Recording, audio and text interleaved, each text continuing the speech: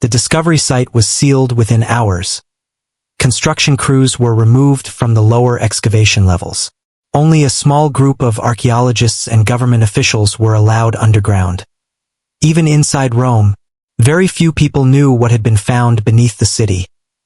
Researchers entered the tunnels through a narrow shaft beneath an old service corridor. The deeper they moved, the older the walls appeared. This was not typical Roman engineering. The stone surfaces were rougher, the tunnels narrower. Some ceilings were blackened by smoke from ancient fires. Others showed signs of collapse that looked centuries old. Then the team reached the first chamber. Inside were rows of carved storage pits cut directly into volcanic rock. Animal bones, broken tools, and symbols scratched into the walls. Not Latin.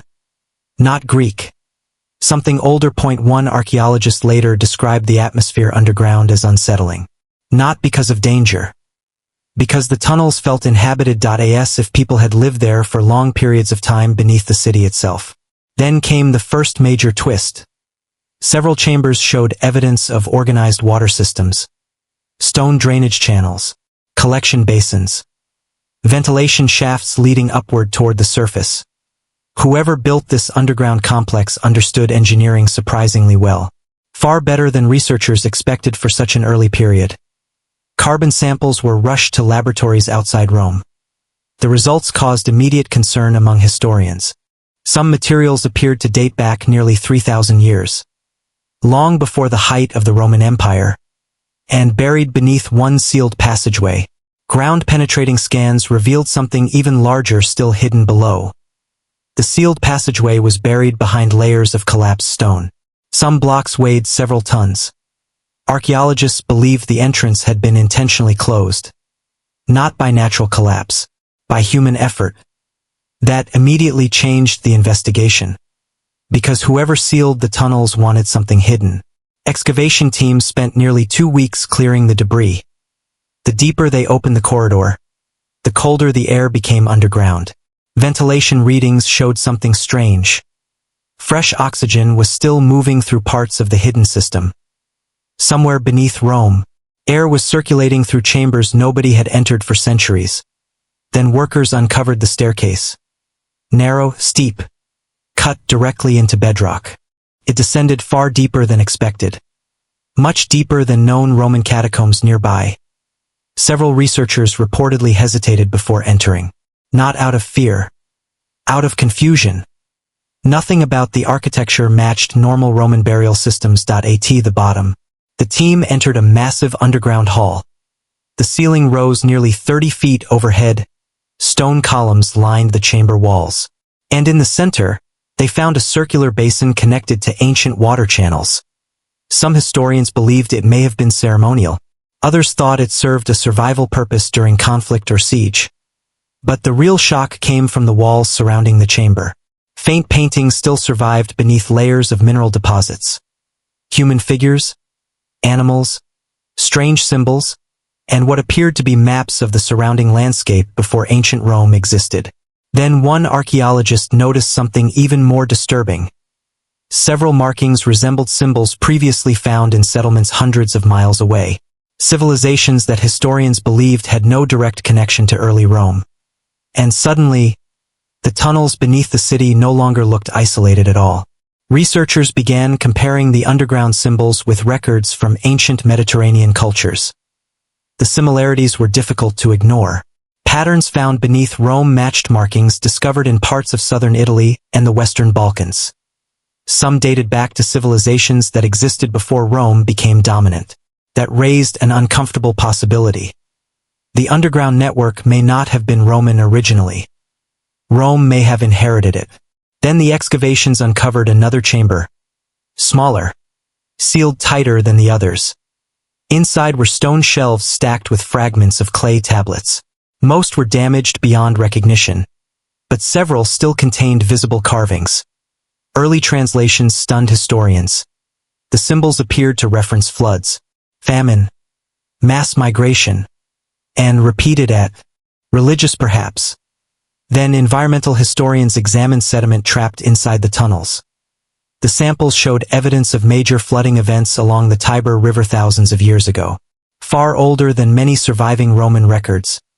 Suddenly the underground system started making terrifying sense. These chambers may not have been ceremonial at all. They may have been survival infrastructure, built by earlier societies forced underground during environmental disaster. Then came another discovery. Several hidden shafts extended upward toward the center of modern Rome. One appeared to end beneath an ancient government building near the Roman Forum.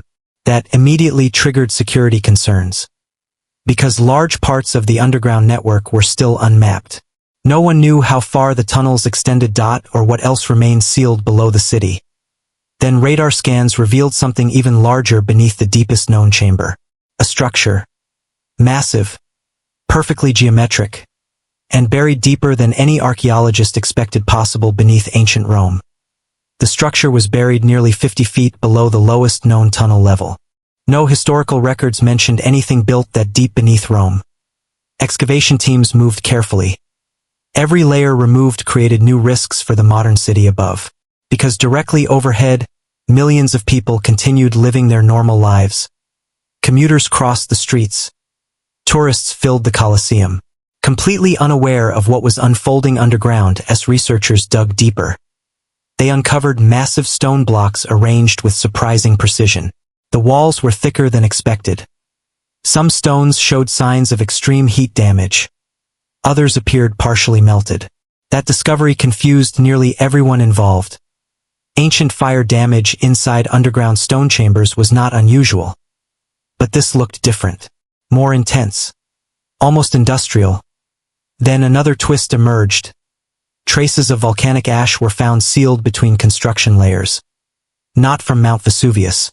From much older eruptions tied to volcanic activity around central Italy long before Imperial Rome existed. That meant parts of the underground complex may have survived multiple ancient disasters over centuries, possibly longer. The deeper chamber finally opened late one evening. Inside, researchers found an enormous circular room supported by carved stone pillars. The chamber was almost perfectly preserved. No collapse, no flooding, no major damage. At the center stood a massive stone platform surrounded by narrow channels once connected to flowing water. Several archaeologists reportedly fell silent when they entered, because the engineering did not resemble primitive construction at all. Whoever built this place understood stability, ventilation, water control, and underground survival with remarkable sophistication. Then workers uncovered markings carved beneath one of the pillars. Not decorative symbols. Dates. Or what appeared to be dates. And according to early translations, some inscriptions suggested the underground complex may have remained in use even after Rome itself began rising above it. Meaning for centuries, two worlds may have existed beneath the same city. And researchers still had no idea who controlled the one underground. The final breakthrough came from the water channels. For months, researchers believed they were simple drainage systems. Then underground mapping revealed something unexpected. The channels connected nearly every major chamber beneath the excavation site. Not randomly. Systematically. The entire underground network had been carefully engineered to manage airflow, temperature, and water movement beneath ancient Rome. That changed the interpretation completely. This was not just a hidden settlement. It was infrastructure.